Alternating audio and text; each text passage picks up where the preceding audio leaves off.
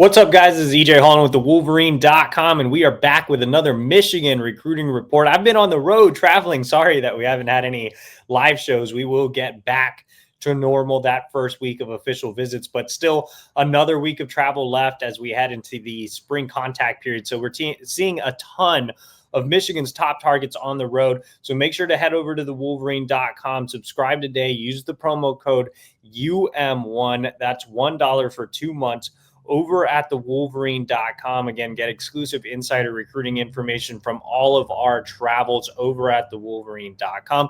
Plus, get information on the team, basketball, transfer portal, and so much more.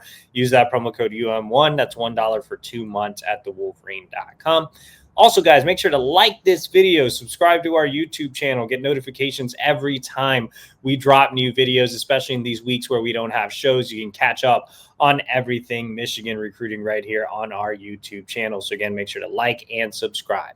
All right, guys, I made the rounds here in the state of Virginia earlier this month and had a chance to see several targets. We'll talk about 5 key recruits that Michigan is after. And let's go ahead and start off on the offensive side of the ball with one of the most important targets of the entire cycle, and that is on 300 wide receiver Travis Johnson out of Chesapeake, Oscar Smith. Now, I've seen Travis Johnson quite a bit. He is the recruit that lives the closest to me. So I've had a chance to see him grow from a young, intriguing prospect to one of the top pass catchers nationally. And the thing about Travis is every time I see him, he gets better. He's listed at 6'3", 180 pounds. He's really filling out that tall, lanky frame. He's coming off a basketball season that saw him lead Oscar Smith to a deep run in the state playoffs. He is adding that weight back. He can win with his physicality and his length, but he's also a guy that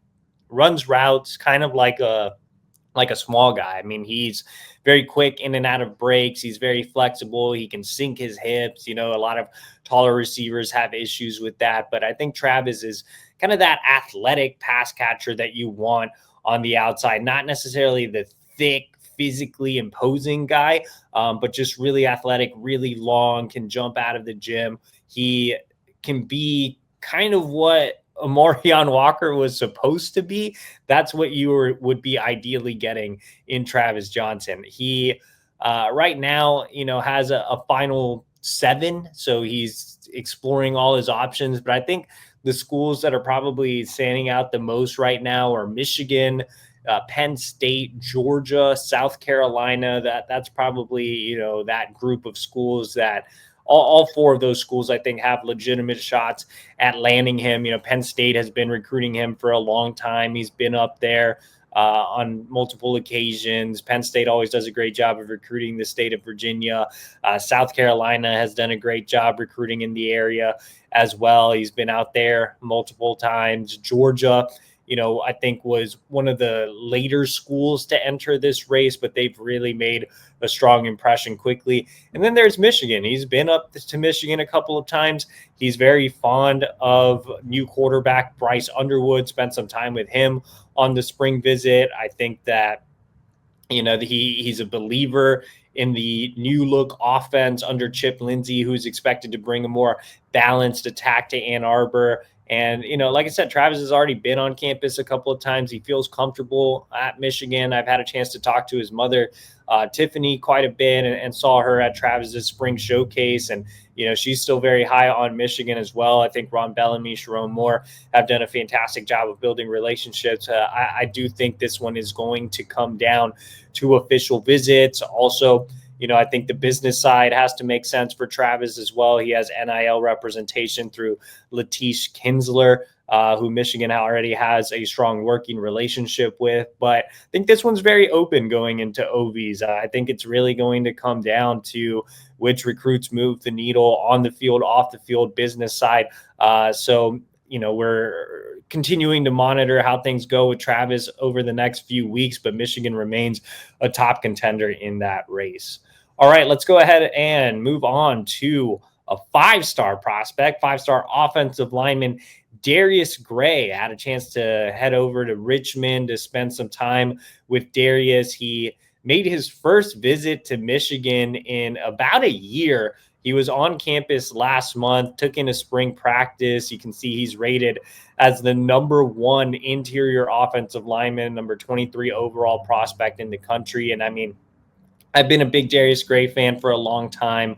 Anybody that follows me knows that I saw Darius when he was a freshman, and he was absolutely dominant and better than a lot of guys older than him. Fast forward to now, and Darius has blossomed into that 5-star prospect. So Michigan is continuing to really push hard for Darius, but I think the Wolverines have some work to do. Gray has already set his summer official visit schedule, and Michigan is not on the list. So I would say Michigan is on the outside looking in for Gray. With that said, Gray has told me repeatedly that he wants to take his decision into the fall. And if that does happen, he told me Michigan is the one school he would like to get to for a game day official visit. So if you're the Wolverines, you're hoping that Darius takes his time with the process and doesn't just jump on board at one of these schools that he officially visits. LSU has gotten a lot of buzz as of late. You remember South Carolina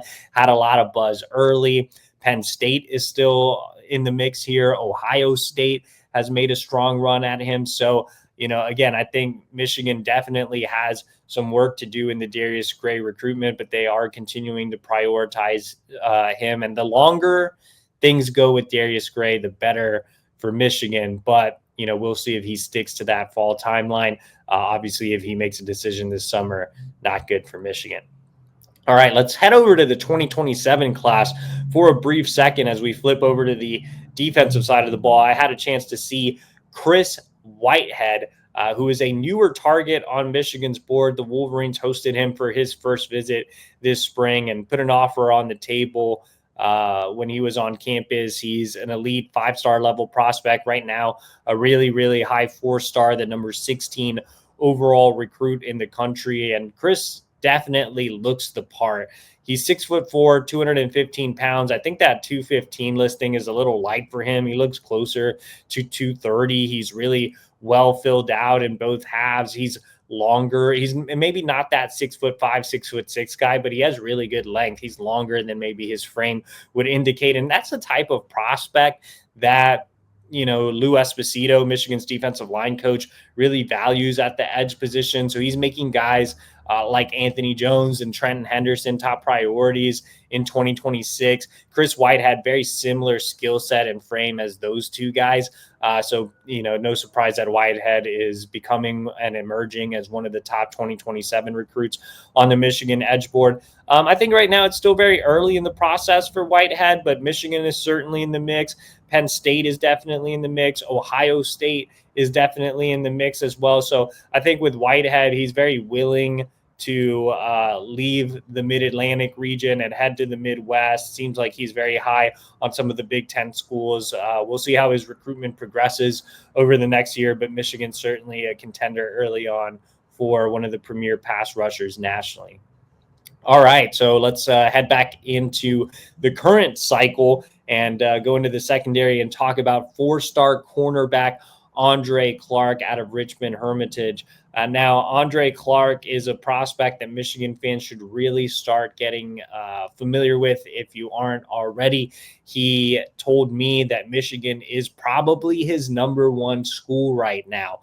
And if I were to put in a pick today, it would definitely be Michigan. Now, there are still official visits to go with Andre. He is making OVs to Virginia Tech in Syracuse. The school I'm probably the most concerned with right now is SMU. They just hosted him for an OV. They just came into Virginia and landed a Michigan target in Markel Dabney. So SMU's invested a lot of resources into Andre Clark. They sent multiple coaches to see him. Actually, when I was at Andre Clark's school a few weeks ago, SMU had 3 staff members there. Michigan obviously can't travel due to self-imposed contact restrictions. So SMU has really been gaining some buzz with Andre as well. So if Michigan's #1, I would say SMU is #2. It's imperative for the Wolverines to get him back on campus for his OV, which, you know, he already has set for June 13th, and really hit a home run. If everything checks the boxes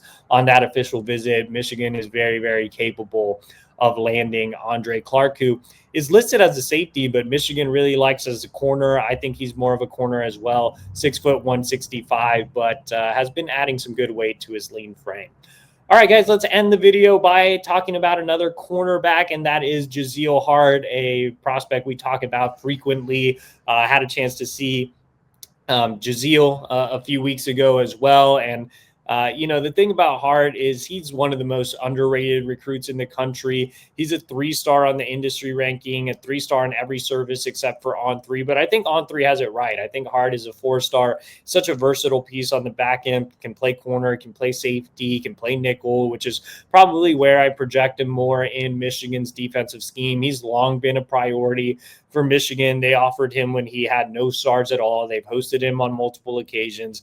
He's set to get to Michigan for that big weekend on June 20th. So he told me straight up, look, it's Michigan, it's Penn State. Notre Dame is lingering there as that third school. Tennessee is still in the mix as well. Virginia Tech is getting an official visit, but he told me it's Michigan and Penn State at the top of the list going into official visit season. So a lot will depend on how those two official visits go. I'm not really giving one school the edge over the other right now. I really think it's going to come down to those two trips. So getting Hart on board is would be big for Michigan. I think, again, one of the more underrated recruits nationally. All right, guys, so those are 5 key Michigan recruits I saw during my travels in the state of Virginia. Like I said, we won't be back, you know, having a live show regularly until the first week of official visits. We're wrapping up spring travels. So, you know, make sure to support us. Make sure to like this video, subscribe to our YouTube channel for free, and I will be back with another Michigan recruiting report soon.